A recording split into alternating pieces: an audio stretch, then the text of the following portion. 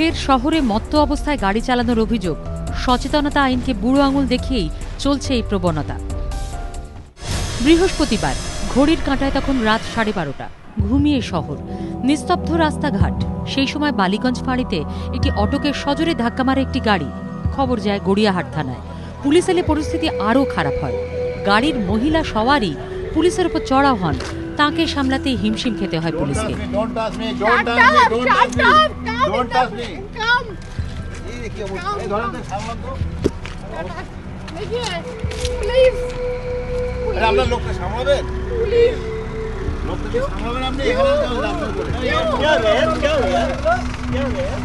মহিলা পুলিশকে ডেকেও সাহায্য না পেয়ে কার্যত অসহায় হয়ে পড়েন ওই পুলিশ অফিসার।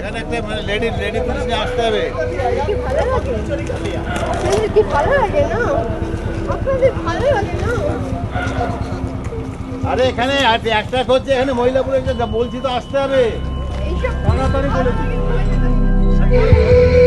তোমাকে গরম দিচ্ছি না, অবশেষে ফুটপাথের দুই মহিলার সাহায্য নিয়ে থানায় নিয়ে যাওয়া হয় মত্ত তরুণীকে। যদিও পুলিশের দাবি, রাতে কোনো থানাতেই মহিলা পুলিশকর্মী থাকেন না। প্রয়োজনে ঘটনাস্থলে লালবাজার থেকে মহিলা পুলিশকর্মী পাঠানো হয়। এই ঘটনায় কর্তব্যরত অবস্থায় পুলিশকর্মীকে নিগ্রহ ও মত্ত অবস্থায় গাড়ি চালানোর অভিযোগে গ্রেফতার তরুণী ও তার সঙ্গী। পুলিশ জানিয়েছে, ওই মহিলা ও গাড়ি চালক মত্ত অবস্থায় ছিলেন।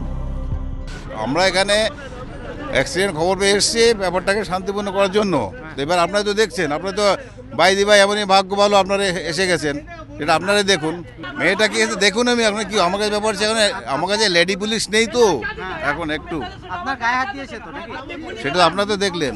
তবে প্রশ্ন একটা থেকেই যাচ্ছে, পুলিশ অফিসারই যদি মহিলা পুলিশের সাহায্য চেয়ে না পান, সাধারণ মানুষ তবে কতটা পেতে পারেন? স্বাভাবিকভাবেই রাতের শহরে মহিলাদের নিরাপত্তা নিয়ে আরও একবার প্রশ্ন তুলে দিল বালিগঞ্জ ফাঁড়ির এই ঘটনা। সুভাষ বৈদ্য ও ময়ূখ ঠাকুর চক্রবর্তীর রিপোর্ট, এবিপি আনন্দ, কলকাতা।